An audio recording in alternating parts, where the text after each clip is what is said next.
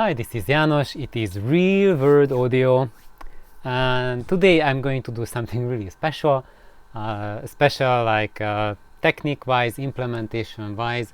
I'm going to look at two videos, and I'm going to post this little video under my playlist, which I call Reviewing the Reviewers.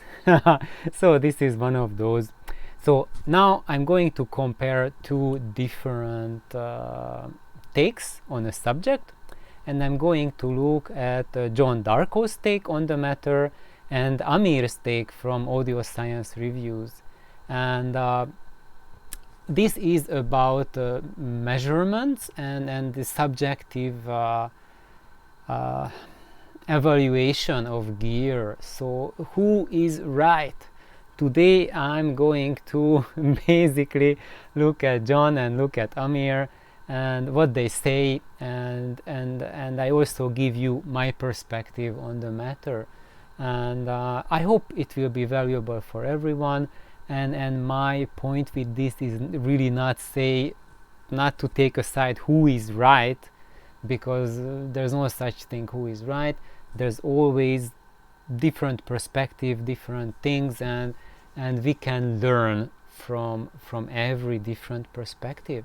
So now let's have a look at it, and let's change our view to something here. Oh, there we go. So now we see that this was Amir's video on YouTube. The title was "Is Digital Audio Transmission Really Analog?" and he was looking at John Darko's video. So now I'm just going to play a little segment from that. Hopefully we will see picture and sound. Action starts with him holding up these two bottles of water, saying that it's silly to ask for measurements of those when he could just open the bottle and taste them, and therefore what he's about to present, which I'll talk about in a second, should not trigger anybody asking for measurements. And he goes on and says, you know, it would be very silly for somebody to go and demand that measurements be provided for bottles of water, and proceeds to taste them. And I think he naturally says that fancier water is better than the supermarket water. It's a mistake in what he's claiming, in that we don't ask for measurements. We'd love to see tasting and listening tests. In his case, all he's got to do is taste the two bottles of water blind, not knowing which is which, and then telling us which one's better. We'd love that kind of subjective control testing, far more than measurements. I don't even know what to do with measurements of water. But so I think that was for the introduction on this video. So basically, John was tasting water. Do we want to see him taste the water? Yes, why not? Let's try technology. See, he's tasting one. So these two sparkling waters, they do not taste the same. And I'm telling you this because I have just tasted them. Now, of course, some of you will say, well, I want measurements to prove this, right? Of course you don't want measurements to. There's one thing that I'm just rewatching this bit again after watching Amir's comment on it, and maybe John was doing a blind test there, because what we saw there, that he did not drink them from the glasses, but he poured them out to cups, identical looking cups, and he did not tell us whether it was a blind test or whether he had someone help him and make it double blind, or whether he knew which one he drank. But I think that's really not the point here. What John was trying to show here is that when he tries different kinds of water, they taste different, and he has a very clear sense which one he likes and which one he prefers. And Amir thought that it's kind of like a confirmation bias thing, that he preferred the one which was the more expensive water, and he likes it because it's more expensive. Probably that's the reason why he likes it. I think the reason is very simple.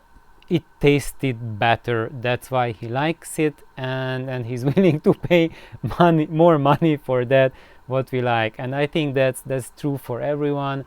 If you go to a restaurant and one has better food than the other, one that you like more, you will go there to eat that food, even if it's like 10-15% more expensive than the one. Who wants to pay for something that one doesn't like, even if it's cheaper? So from my part, if I'm about to drink water, if one tastes better and it's twice the money, and the other one tastes really bad but half the money, even that half the money from my standpoint is too much to spend on it. However, why did Amir really elaborate on that? I think he did because later on we will find out that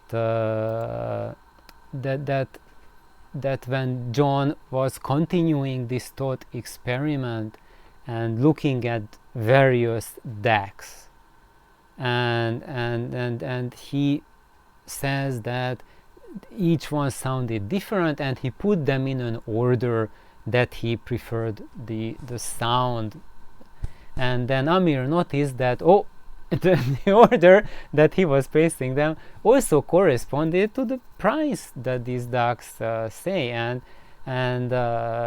Amir went with that confirmation bias that probably he was just going after the price of the units, and that biased John's thoughts about what he thinks of the sound, and this is like a confirmation bias based on a second confirmation bias. So what's going on? Do we suspect a triple conspiracy here?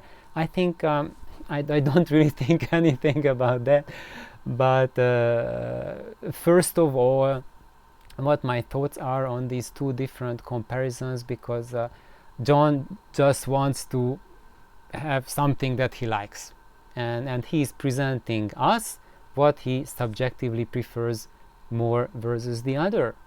And what is his selection criteria? His personal preference. We don't have anything else, and that's what the people who watch his videos want to know. I think most people who are watching on YouTube, they want to know that when someone listens to something, what do they like? Because that's a general impression, that when there's a person who has heard many different things and he has a clear preference what he likes and what he doesn't, then that for us becomes an example to emulate.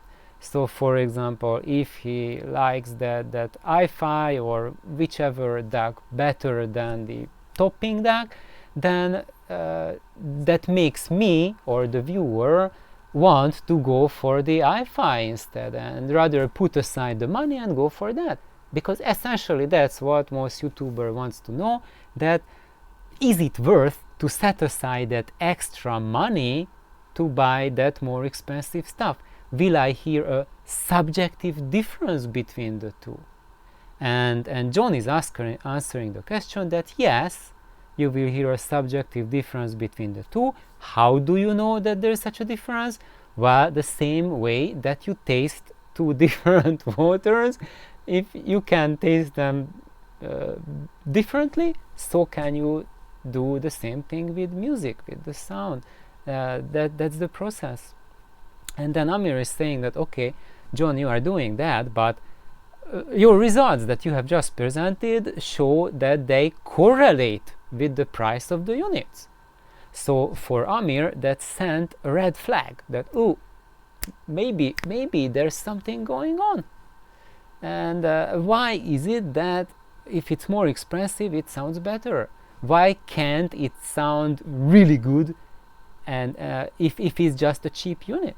So for one thing, there's been like a tremendous, like a billion discussions on online forums never ending on this subject, and I think the prevalent conclusion is that the prices of the units generally tend to be based on how much they are worth.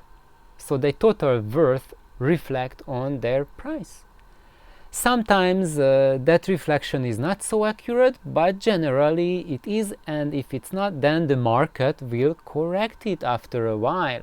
So you can look like 3-4 years later on and look what is the unit's price, like a resale or used unit. If the price has plummeted tremendously, then it means that its original sale value was not in sync with its perceived value.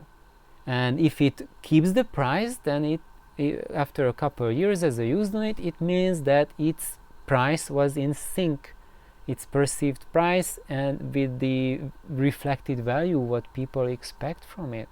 Because that's a general rule how the consumer market works, is that you will get the money that the unit is worth. That's the price you can sell it at. Now, if there's like a tremendous marketing involved, that can really throw a curveball around it when the product is launched, but then 5-10 years later, when it's in the used market, that will really reflect on the actual true perceived value of the unit. So I think overall there is a correlation between what someone can ask for a unit. If they ask too much for it, it's a hype, it's a fad, it will reflect in a few years. But if not, if people are willing to pay that high price for a used unit, then that reflects on, wow, the sound quality as well. And however, let me add a story on that. That recently two of my good friends were here, and we had a little testing party, and they brought over 2 decks, actually streamers. One was that topping that John Darko was showing, and the other was an Hi-Fi Zen with a dedicated SMPS, and that was not a based SMPS, but a pretty expensive one, maybe like that cost a couple times more than the topping deck itself. So only the low voltage power supply was way more expensive than the topping deck. So the topping deck was something like $200 or something like that. I don't know.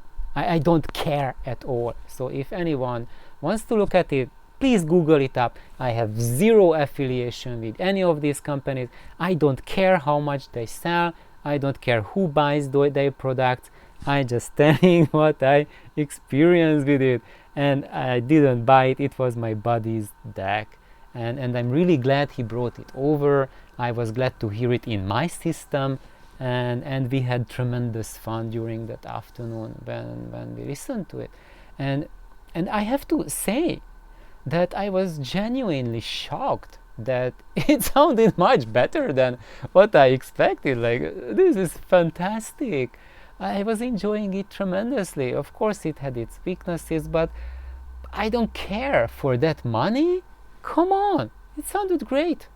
And then we listened to the Hi-Fi Zen, and wow, that was just, it blew the topping so much out of its place that we didn't do a double blind test, but no one needed a double blind test for that. I think even for someone, that's my saying, that even if you have a hearing aid, even then you can tell the difference between the two. It was not just shades, and maybe I'm imagining something, but I'm not making fun of Amir now, but because he's right.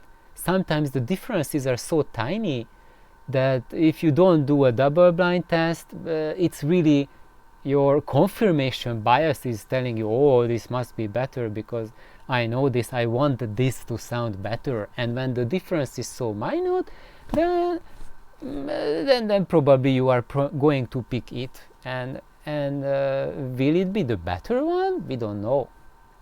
If it's like 5% less good than the other, and then you still pick it because you have emotional attachment to it, probably for you it will work better on the long term to pick someone who you already are in love just because you fell in love with that product before, and even if it's 2.5% weaker than the other one whom you didn't like or whatever, just from the reviews you read, who cares?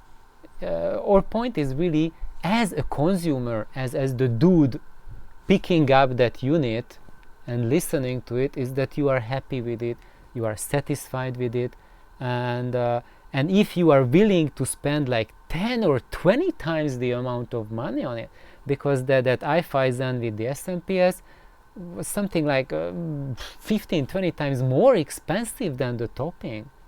So if you want to justify that sort of difference in expenditure, I think the real thing to do to make your conscience okay that you are not wasting your money is to have both of them in your home, in your system, listen to them, and just talk with yourself, just arrange it that does it worth that much money? Does it worth the difference for me? Or maybe I want a new set of rims for my car instead, and I just go for the cheaper one, because that's fine enough. There's a difference between the two, but you know, but the topping that was pretty decent by itself. I can live with that. So if you make that choice, you have a bunch of cash to do whatever you want with it, and maybe buy a good camera, wink wink. And so that's one thing. So there, what we had, again, Amir would not like this, because there was our confirmation bias again, that the ridiculously more expensive product sounded much better than the cheap one. Does it make any sense? Probably in one way it does, because if it was the other way around, then those companies who are selling these expensive products, they would go poof, they would go bankrupt. Because I don't know what many of you think about audiophiles, but I have a lot of audiophile friends, and certainly there are some who are willing to spend inordinate amounts of money on gear, and they are happy to buy more expensive stuff because it's more expensive. But I found that these folks are the ones who usually don't have enough time to listen to the stereo, and they don't even have the hearing capacity to hear. They just crank up the volume, and when it's just super loud, then who really cares about the sound as long as it plays super duper loud. And they just are looking at the other audiophiles, looking at us like, okay, I cannot really, I think both sound great, I can't tell, I hear they're different, but both are fine to me. I just, you know, I have a ton of money, I want to do something with it. Which one do you guys like better? You like that one better? Okay, I buy that for myself. So when we will have a party at my place, then we can have, you know, we can enjoy it better. Because most of audio is not just a one-man hobby. If you are fortunate enough to be in a circle of audiophiles, it's always like really about friendships. So to me, audio is friendships. It's meeting friends, and if you are lucky enough to find a community that you get together, you become friends, and when you build your systems, you consult with each other, you put together your experiences, and you can grow together and find out things, and you will find that after a while, okay, I will rewind now to the beginnings. As a newbie, as a noob, a complete noob audiophile, you get sucked into it, and you think that if it's more expensive, it's going to sound better, and you try out ways how to sweat out exponentially more cash on audio gear to have better results. and generally speaking, the more you can spend on it, the bigger chance you have to find something that sounds more spectacular, not necessarily better, but more spectacular. And after a while, you will start to accumulate enough knowledge to learn about system synergy, which equipment, which gear work well together, and that's the point where you can find cheaper elements that work much better with the rest of your system, with your room, than a specific really expensive unit. And when you can find out these elements that have the perfect synergy for your system, that's when you arrive to that point that you will start again experimenting with cheaper gear, with different kinds of gears, playing around with system synergy, and that's when you expenditures like been ramping up, and now you are going down again and trying out cheaper things and trying out what works, what combinations work. So usually people go through that, if you can afford, you will go through that bump of spending excessive amounts, like a house worth of money on stereo, and then you will kick it to the curb and you will start again, and you will somewhere oscillate at around still like a ridiculous amount of money, but at least not like several mortgages worth of money, and you will find something that you like even more, even better, and play around with that, and that's the point. When you reach that point, that price does not matter for you at all, what a component costs, and then you have got ridden of your expectations that go with the cost, and you purely go for sound quality. And if it costs maybe like $300, you are really happy with it, and if it costs like $50,000, well, you just sell your Wilson Chronosonics and they fund that purchase, and you still have more money left over to get more audio gear. So I think that that's about the costing, that depending on what phase you are in your audio journey, the price of the equipment plays different to your expectations. And when you go past that phase that you associate very high cost with very high level audio, but you just are looking at the implementation, system synergy, and quality of the unit, which of course reflects on the long-term value of the unit. So like 10 years later, that's when you will find out. And when you look for vintage gear, look for those which keep their value extremely well, because those are the ones that are really worth the money that those who bought it 10 years back paid down the cash. That's what it is. That's in the worth of it. Where did I want to go with that train of thought? Okay, so now I'm backtracking again to my fun audio experience, where we were comparing with my buddies the topping and the iFi Zen with the fancy schmancy SMPS. I forget what brand the SMPS was. It was not the one of those ultra expensive like $10,000 plus ones. It was a reasonable one, very high quality. I don't recall which model it is. I'm not really looking at SMPSs, but my friend Jimmy, who bought it, he really researched into it and picked up one that's really good. So basically that combo there was just really blew the topping out of all kinds of socks. It was just really huge difference.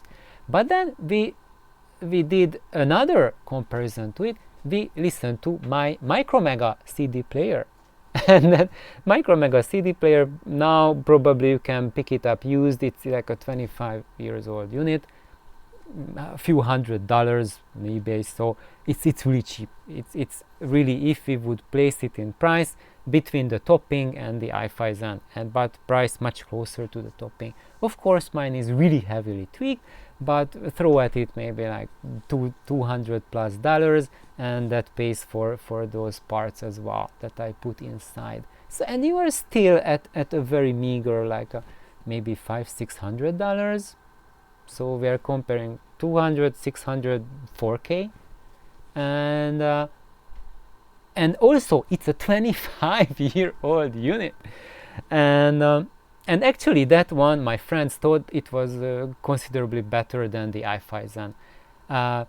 For me, on my part, I was really shocked that the iFi was so good. I didn't expect it to sound as good as it did, and I think they were pretty close. And then really what it made me think is that I really should take it out again and start tweaking it more, because the commercial products have really started to close in the gap since. So but we all noticed that the high frequency extension and the high frequencies and the air and the ultra highs on the micromega were leagues better than the iFi Zen, and now this is where all the measurements go kaput, because the micromega is a Red Book CD player. It's 44 kilohertz 16-bit, and on the iFi that's a high resolution player, and we were listening high res songs streamed from Jimmy's hard disk, and the high frequencies weren't as good as what we heard from the CD player, and it you can say that, okay, if something was recorded originally in 16-bit and you transfer it to 24-bit, of course it's not going to be as good because the original was recorded at 16-bit. That I know that, and I'm not even talking about that. What I'm talking about is we listen to an array of songs, and we listen to a bunch of stuff that was recorded directly in high resolution, and even those with the downsampled Red Book version sounded better than the high-res version. Clearer high frequencies, more energy in the high frequencies, and just better all around from the Red Book. So this really flies in the face of that those measurements that we are looking at, like the distortion measured from the output of the DAC, the noise floor of the DAC, and all of these things, which are both in the iFi Zen and in the topping, are stellar, like minus 136 dB distortion level for both of them, plus and minus 1 dB. That's nothing. For the micromega, it's around like 90, minus 90 dB or 80 something. It's like 40, 50 dB difference between the two. So, and when there's a problem with distortion because of the Red Book's limitation, in the high frequencies it should show up much worse than the rest of the spectrum. So if we build a hypothesis based on what is the distortion of our digital source, and how it would sound if the perceived sound quality correlated with that distortion measure, then both the topping and the iFi Zen just should totally, completely, utterly demolish the micromega, and it was the exact opposite. the micromega just blew both of them out in the high frequency department, totally, completely, and we could have done triple blind test, whatever. The difference was so big, and I would say we did not need a double blind test for that, because our expectation and our confirmation bias, partially because of this measurement, told all three of us that we expected both the iFi and the topping to perform significantly better than the micromega. So our expectations were the exact opposite than what we heard, and all three of us agreed very strongly that the Micromega just had a very, very clear win in the high frequency clarity, energy, dynamics, every parameter of the high frequency extension, anything we can look at it, was classes, leagues better. In other parameters, the i5 was really giving a fierce competition to the Micromega, and I think like in the level of like the base energy, like parts of the aspects how it presented the base, it was even better than the Micromega. So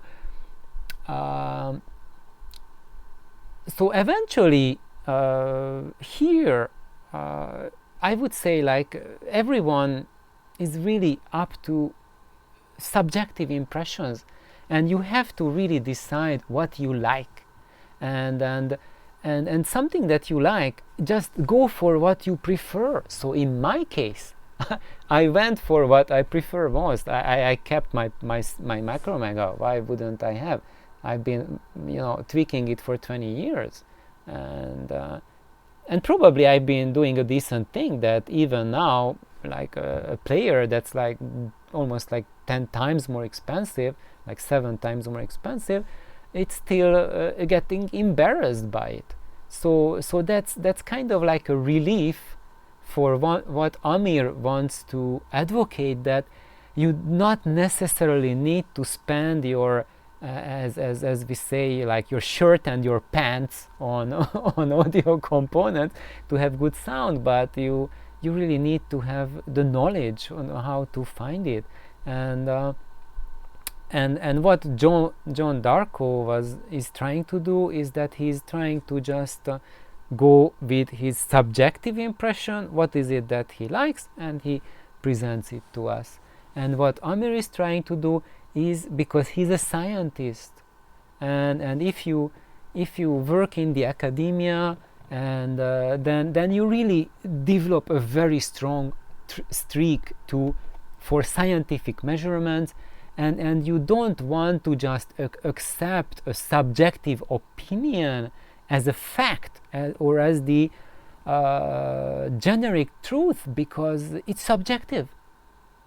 So I totally understand what Amir wants to say, but he wants to say that John is saying something, but that's his subjective opinion. It doesn't mean that you will experience the same thing. You will experience it differently, and that's true. That's why audio is so darn hard, because there's no objective truth. It is different for all of us subjectively.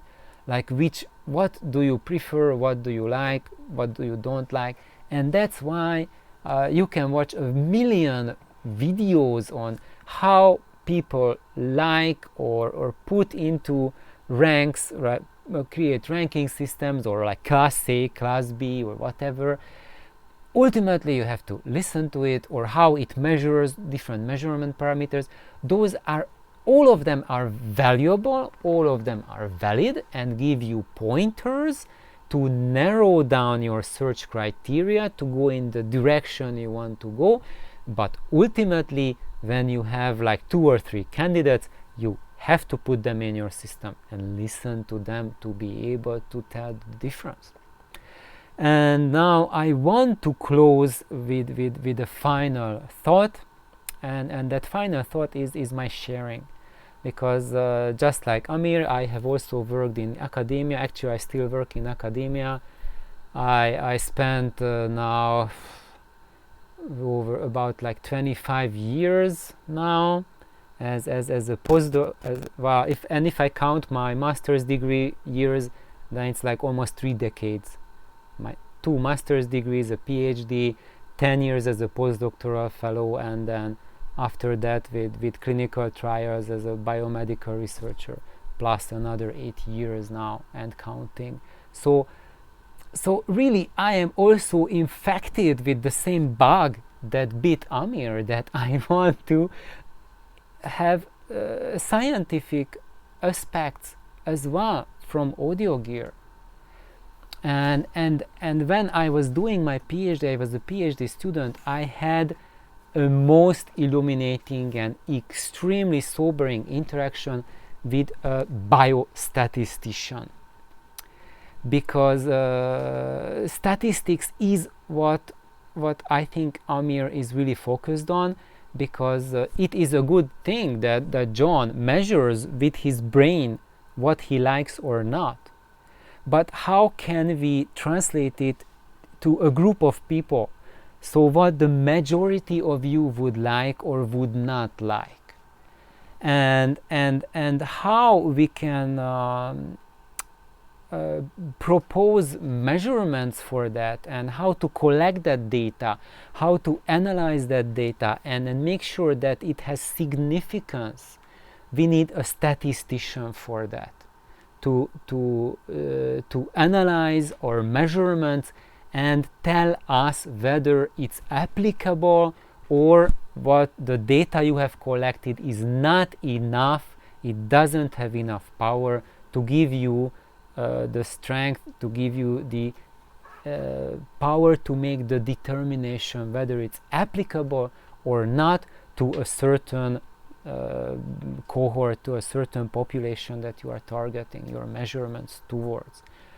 So here I go with my story. So basically I was doing an experiment, and I had it was actually a gene expression study, and I had results, and I really wanted to know that whether it's significant or not.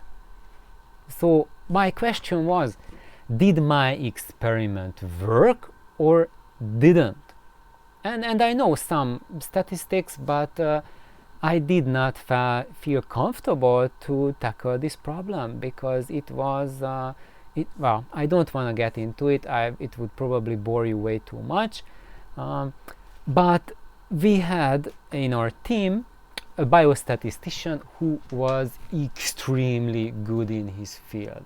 So he was basically as good as it gets, and I asked him, Dr. O, let's call him Dr. O.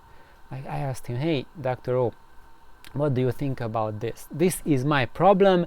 Please give me a statistical method that I can crunch my numbers and tell whether this experiment worked or whether it did not work. I want to know, did I waste my time or do I have hard results? And then he told me, János, you are looking at this in a wrong way.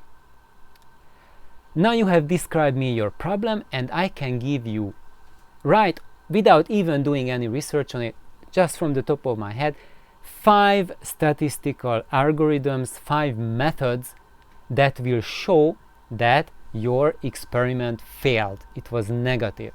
And I will give you 5 methods that will unquestionably prove that your experiment had a positive result. And he said that it's just a question of choosing the right statistical algorithm. And that was my moment of realization that flying circles. And that's my problem, that's my real number one problem of doing measurements to try to correlate to sound quality, that it's okay we measure something, but just we measured something, it doesn't mean anything. It needs to have statistical significance. We need to give it a p-value, and we need to have a theory and an experimental setup that it needs to be peer-reviewed and proven that yes, this was an experiment that is capable to answer the question that we wanted to know. If we just put 2 measurements next to each other, it's not enough. Any scientific community, any academic community will reject that. We need much more than that. And to make measurements enough so you can correlate it to have a widespread application, you need to employ a biostatistician. It has to be a biostatistician because it is not a computer measurement for computers, it is a computer measurement for the consumption of human beings. It has to translate to the subjective interpretation at the level of the society.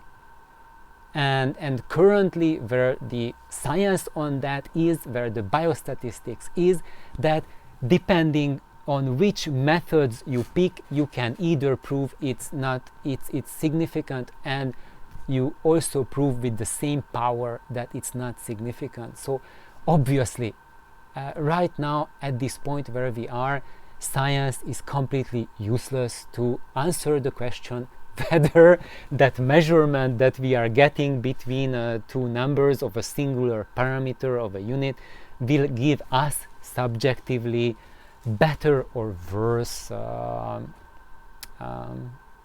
perception of the sound quality.